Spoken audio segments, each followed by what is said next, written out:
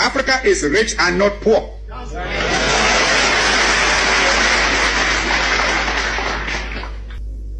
Africa has immense actual and potential wealth: gold, diamond, copper, manganese, bauxite, iron ore, uranium, asbestos, chrome, cobalt, a host of other minerals. Our essential agricultural produce have all been drained away by colonialist imperialism.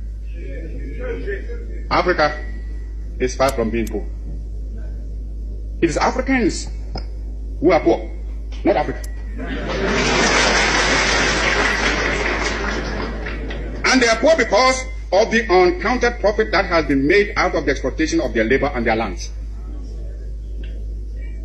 If we are being baited to enter a European community, we must have something that community needs, and needs badly, when it pretends to offer a bonus by way of aid. When Greeks come bearing Greeks, should we not look them well in the mouth? If I may mix my metaphor. But I'm sure you get my meaning. I raise this point so that it will stay in your minds when you may be tempted by the seductive promises of new colonialism to forget the real character of colonialist imperialism and be persuaded away from your own true interests and those of Africa. For today, we must each see ourselves as part of Africa in order that we may face colonialist imperialism and its new form, new colonialism, on a continent-wide front. For unity must be the keynote of our actions. Our enemies are many, and they stand ready to pounce upon and exploit our very weakness. They tell us that this particular person or that particular country has greater or more favorable potentialities than the other. They do not tell us that we should unite, that we are all as good as we are able to make ourselves once we are free. Remember, always, that you have 4 stages to make. First, the attainment of freedom and independence. Secondly, the consolidation of that freedom and independence. Thirdly, the creation of unity and community between the free African states. Fourth, the economic and social reconstruction of Africa.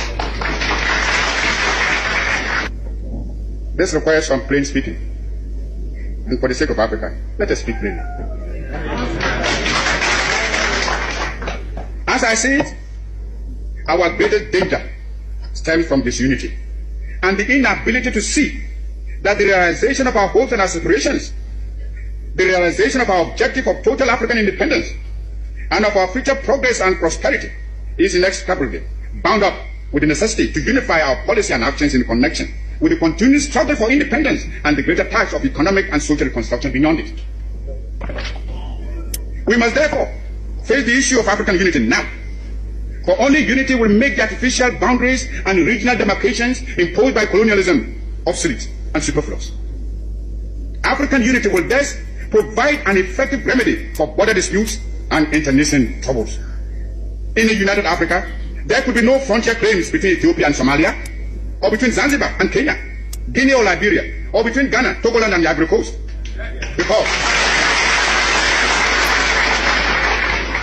Because we would regard ourselves as one great continental family of nations. Some of the leaders, it must be confessed, do not see the struggle of their brother Africans as part of their own struggle. Even if they did, they would not be free to express their solidarity. These rifts are consciously created by the imperialists between Africans, where they can sit back and watch with sly satisfaction, as well as contempt for those who fail to see how they are being used against Africa's best interests. Regrettably,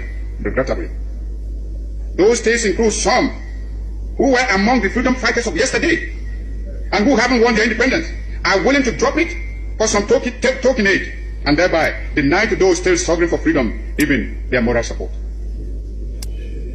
Here is a phenomenon against which all African freedom fighters must be on their guard and resist to the utmost. Even though I appreciate the difficulties facing us, I must admit, I find it strange to watch some of us returning willingly to the colonialist fold. This time, they don't even have the excuse of being forced to subject themselves to foreign domination.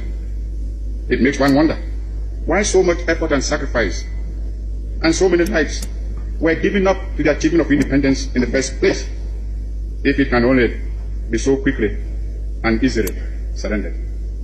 We must begin to build immediately our own continental common market. For it is easy for anyone who studies the common market organization closely to realize that the common market is aimed at harnessing the African countries to satisfy the profit loss of the imperialist bloc and to prevent us from following an independent neutralist policy.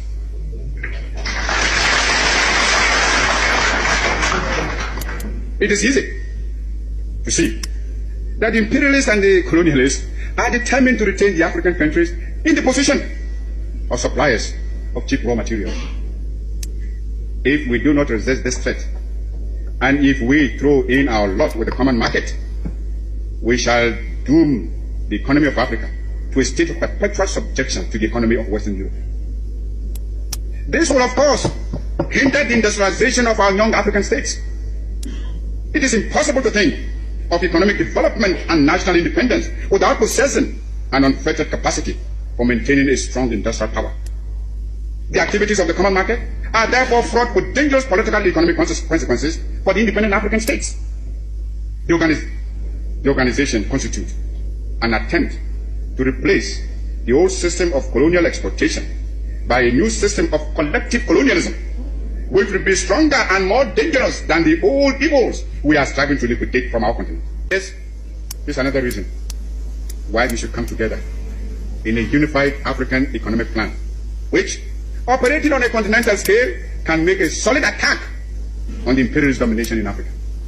We should, without delay, aim at the creation of a joint African military command. There is little wisdom in our present separate effort to build up and maintain defense forces, which in any case would be ineffective in a major world conflict. If we examine this problem realistically, we would ask, which single African state could protect itself against an imperialist aggressor? And how much more difficult this would be when some states are allowing the imperialists to maintain bases on their territories. I have already referred to the military forces which South Africa is raising and the danger it poses for the new African states and the struggle of those still in chains. Only our unity can provide us with anything like adequate protection. Those problems can first be met within a unified Africa, and it should be possible in the higher reaches of our endeavor to devise a constitutional structure which will secure the objectives I have outlined, and yet preserve the sovereignty of each of the countries joining the Union.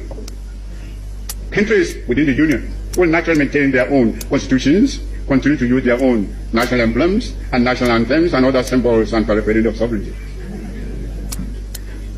Regional associations and territorial groupings can only be other forms of balkanization unless they are conceived within the framework of a continental union. There are existing models which we can modify or adapt to our pattern. The United States of America, the Soviet Union, India and China have proved the efficacy of unions embracing large stretches of land and population. Long live African freedom fighters.